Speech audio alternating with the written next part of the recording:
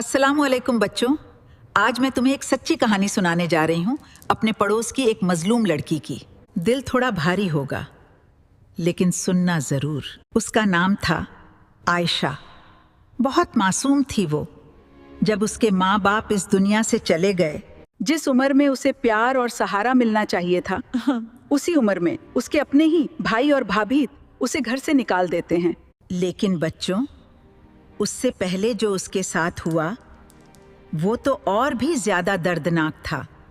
उसका भाई उसे बहुत मारता था छोटी छोटी बातों पर, और एक 6 साल की बच्ची से पूरा घर का काम करवाया जाता था। ताने, डांट और बेइज्जती, बस यही उसकी जिंदगी बन गई थी। फिर एक दिन उसे घर से निकाल दिया गया।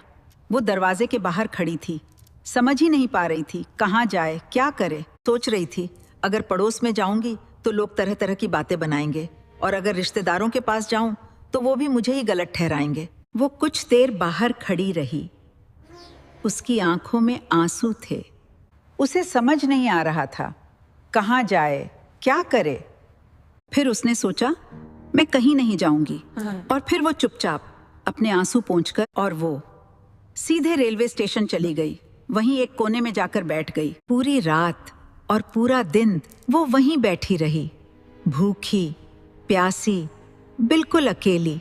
बच्चों, उस वक्त आयशा सिर्फ 15 साल की थी। जब वो हॉस्टल पहुंची तो उसके पास रहने के पैसे भी नहीं थे। वो चुपचाप खड़ी रही, डरी हुई, कुछ समझ नहीं आ रहा था। फिर उसने हिम्मत की और धीरे से बोली, मैं नौकरी कर लूंगी और आपको पैसे दे दूंगी, बस मुझे यहाँ रहने दीजिए। उसकी ये बात सुनकर सब हैरान रह गए, और फिर उसे वहीं रहने की इजाजत मिल गई। फिर आयशा ने नौकरी ढूंढनी शुरू की।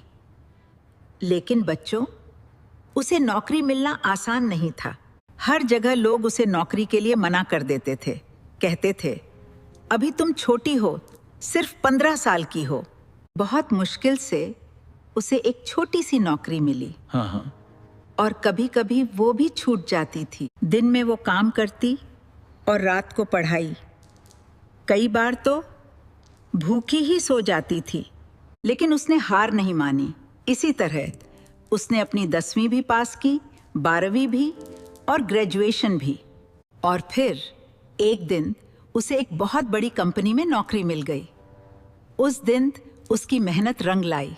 बच्चों, उस सब के बाद आयशा ने अपनी जिंदगी का फैसला खुद लिया।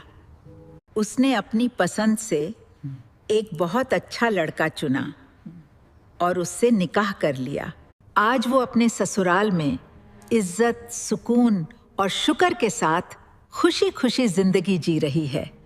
और बच्चों, आयशा ने फिर कभी अपने पुराने दर्द की तरफ मुड़कर नहीं देखा, ना ही उन लोगों की तरफ जिन्होंने उसे ठुकरा दिया था। इसलिए अपने घर की बेटियों और बहनों को बोझ नहीं, रहमत समझो।